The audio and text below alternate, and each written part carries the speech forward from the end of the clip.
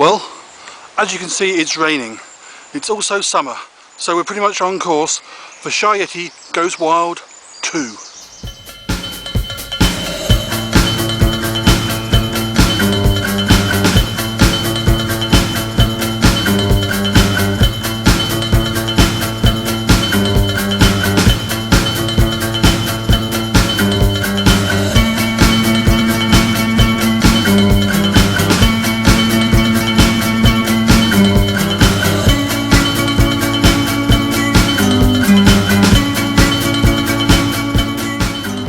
This is a poem called A Wasp in a Wig. A wasp in a wig is an odd sort of sight, because wigs are quite heavy and impede their flight. As it buzzes about, it gets all stingy and cross, which is ever so bad for it, but will show who is boss. Yes, a badly styled wig makes a poor wasp go nutty, not to mention it cheapens them and makes them look slutty. A wasp in a wig, well, I'm begging your pardon, but it's hardly something that is common or garden. It is hardly a sight that you see every day, and a wasp, quite bewigged, likes to get its own way. It is bossy and nightmare, thinks it always is right. Well, wasp, you may have a sting, but you've not felt my bite. A wasp in a wig is a terrible vision. In one breath it brings fear, in the other derision. And it's flying around, yeah, and knowing your luck, it'll come after you, so be quick, better duck. For it hides in its wig guns and bombs and grenades, deadly missiles and tanks, and maybe marital aids. A wasp in a wig is a blade on the wing, but they're excellent chefs, so why not give one a ring? They may dish up an omelette or a nice Sunday roast. A wasp knows its food and it's a very fine host. You'll be especially impressed if you like syrup of fig. There's so much more than a sting to a wasp in a wig.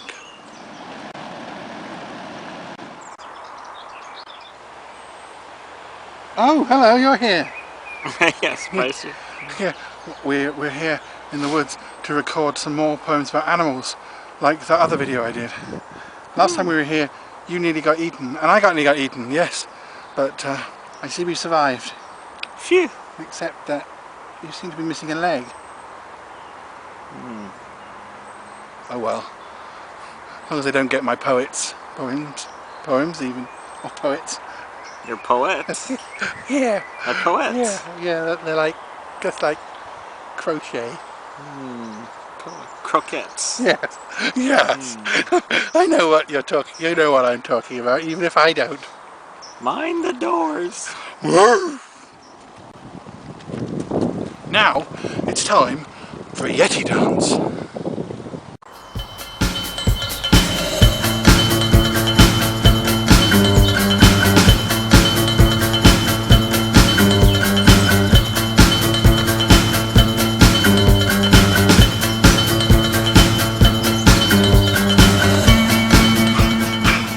Obviously I'm not really out of breath.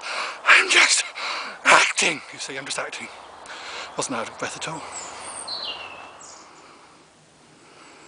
Ooh. Look, there's a sort of den. Wonder what lives there. Maybe a lesser spotted, two-toned, badger-eating fish cake or something. No, believe me, I know what I'm talking about. Ooh.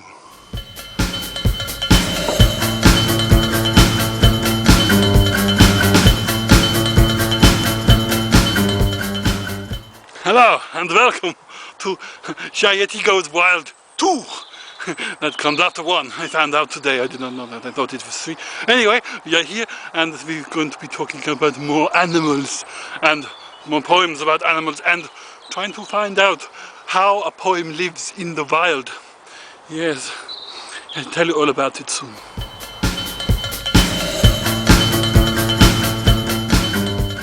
So, as a poet, one thing that I often find to do is that, you know, sometimes you run out of titles for good poems.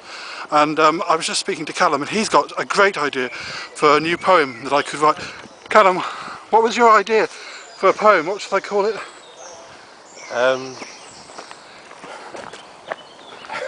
Oh no, you've forgotten it. It's about dungarees. Oh,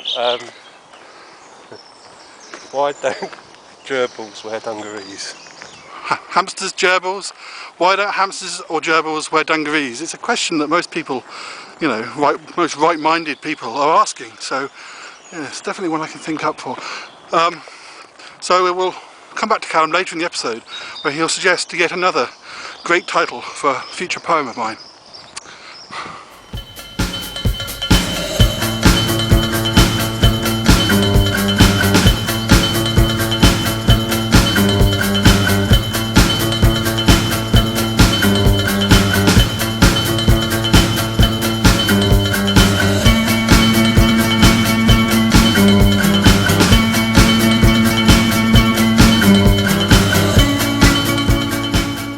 Now I'm going to read a poem called Colin, the Custard-Eating Spider.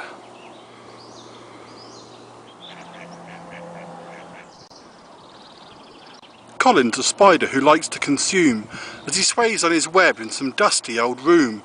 He does not like prunes and he cannot stand mustard, but what Colin adores is a bowl of cold custard. He will not eat peaches, he can't abide cream. He doesn't think cakes are as nice as they seem. No, he won't lick the bowl for just any dessert. No, it is only thick custard that can keep him alert. It is only cold custard that makes him feel merry. No, he will not eat chocolate nor some lone loganberry. Colin's a spider who's fond of his grub, but he won't eat takeaway nor have food down the pub. No, he won't sit and blub, no, he won't look disgusted. He'll just pour from the fridge a large bowl of cold custard. He will not eat worms, he can't stomach elastic. If he chewed on a shoe, things would be a tad drastic. Neither toad in the hole nor Tabasco are favoured. It's no to corn on the cob and food synthetically flavoured. It is only cold custard that makes his day better. He avoids every cheese, yes, especially feta. Colin's a spider who's fast and he's greedy. He's 8 tiny legs, oh so hairy, so speedy. But he doesn't act needy, he can always be trusted, because what is good for his soul is a bowl of cold custard. He will not eat sweets, he won't choke down eclairs. He will not eat cherries in bunches nor pears. There is no way on God's earth that he'd gobble mince pies, and he's not one of those spiders that would ever eat flies. It is only cold custard that he'll gulp back in haste. Ah, 'cause Colin's a spider with quite particular tastes.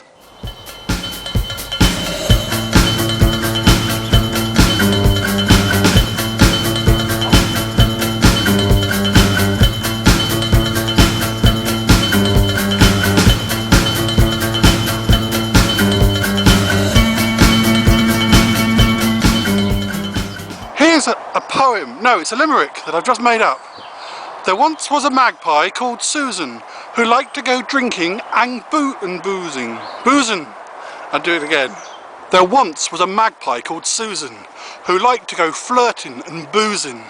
She went out for a drink, she caused quite a stink. That's what happens when Susan's out cruising. Well, still looking for animals. Before I read you the next poem, I was just seeing if we could see some, but not seen any yet. Oh well, I suppose, you know, you can't find animals everywhere, can you?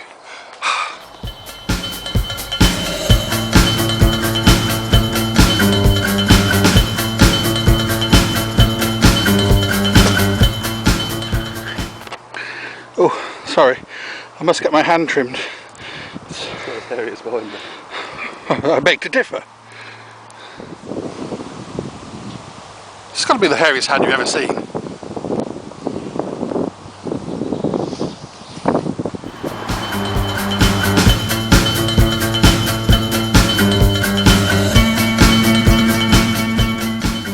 This piece is called The Stand-Up Chameleon.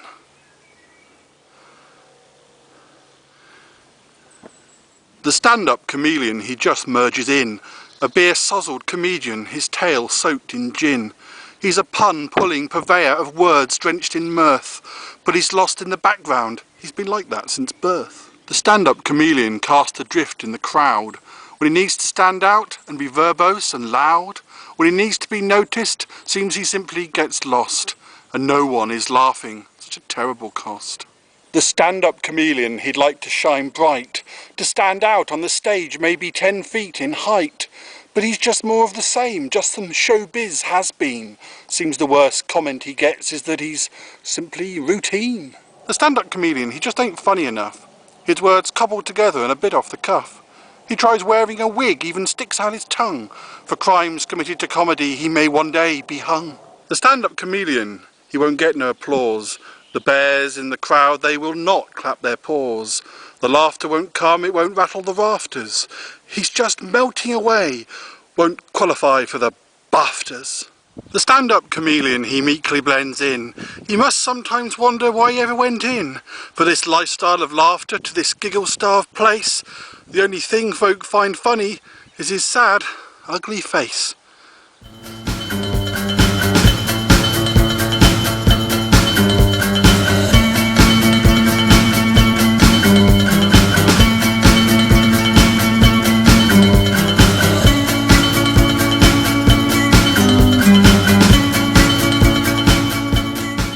Now it's time for a Yeti dance.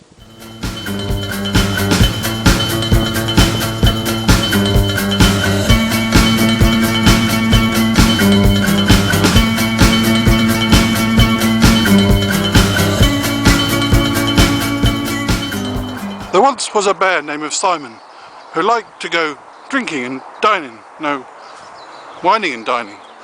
There once was a badger named Malcolm who liked to use deodorant and talcum. No, I'll work on this one. There once was a werewolf named Paula who was 10 foot in size, maybe taller. I'll get back to you on this one.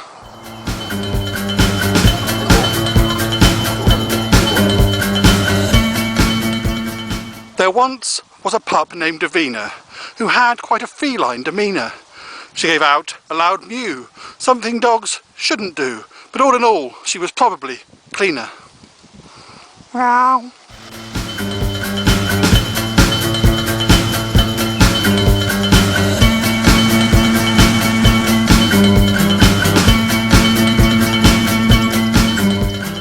Now we come to the point in the show where Callum suggests new titles for possible poems of mine. Why don't fish fingers chew tobacco? That's a very good idea for a title, thank you. Really is a genius. You know, when it comes down to it, life's all about row, row, or meow. It's one or the other, really.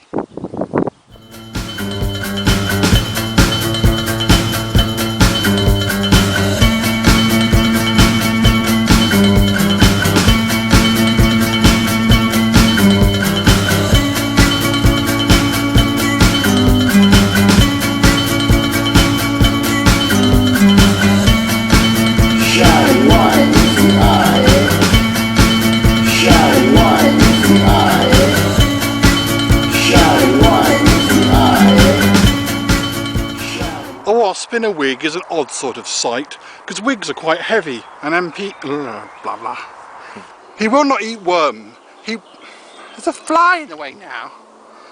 He's just melting away, won't qualify, blah blah blah blah. You'll be specially impressed if you like syrup of fig. There's so... Oh, someone wrote past me. Oh, and another person. How many more?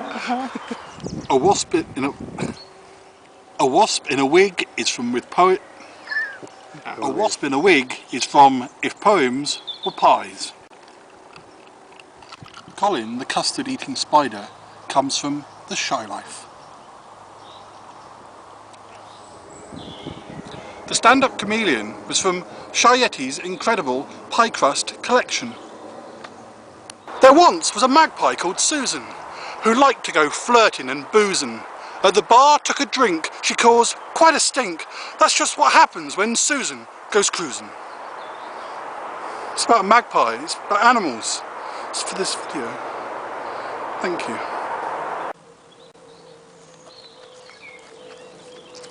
This autumn, Sutton Park is 20 years old.